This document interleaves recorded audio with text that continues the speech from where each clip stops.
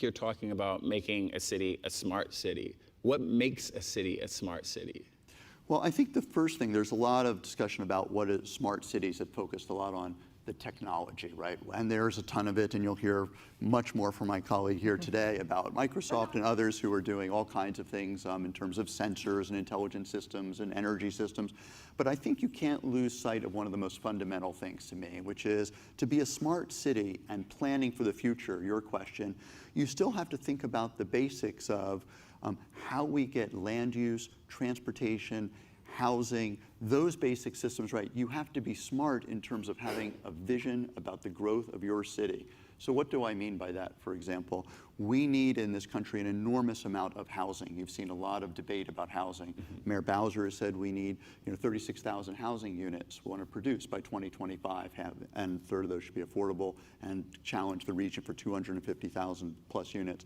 That's critical. That says we have to make smart decisions if we're going to grow and these cities are going to be sustainable and we're going to address the larger challenges such as climate change. And then the question is, how do we use technology, transportation systems, better construction techniques in housing, energy systems that can meet our goal of accommodating that growth?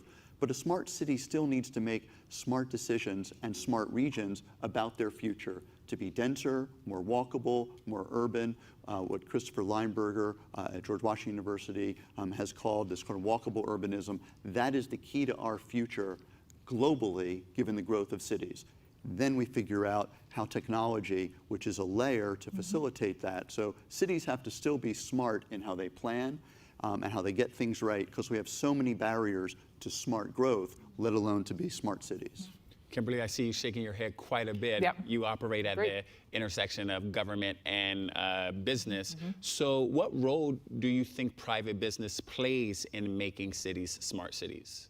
Well, I think if you look at smart cities, and I agree with what Andy said in terms of it's not all about the technology, right? It's about, for us, how do we create data-driven and collaborative environments for people who are living in a city?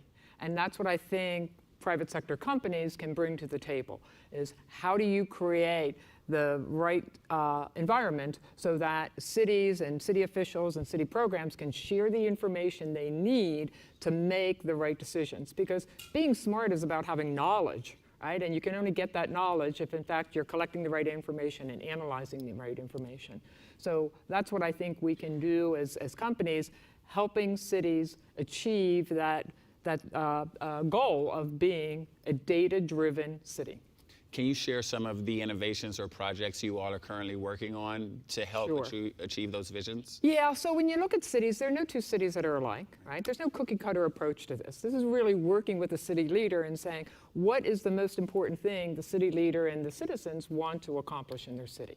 So is it about urban mobility? Is it about a safer city? Is it about improving city operations? And once we do that, basically the approach we take is saying, there's a trusted platform that you need that allows for you to share information. And that trusted platform has to be one in government today that is one that is built on security and privacy and meets all the compliance requirements of government. And the reason security and privacy is so important is because we're talking about a lot of data. And when we talk about a lot of data, and we talk about data that is often private data, we need to make sure that basic fundamental of security and privacy is there, right, when we're collecting that kind of information. Once we do that, we have a trusted platform that companies, for instance, like Fordham, you'll hear later, they can bring these innovative solutions, whether it's transportation or public safety or social services to address the homeless. With that trusted platform, they can bring subject matter expertise to address these most important problems. And then, more importantly, once those individual problems are solved, the ability is there to collect information. Because it's very rare where any single problem can be solved with information from one source. Sure.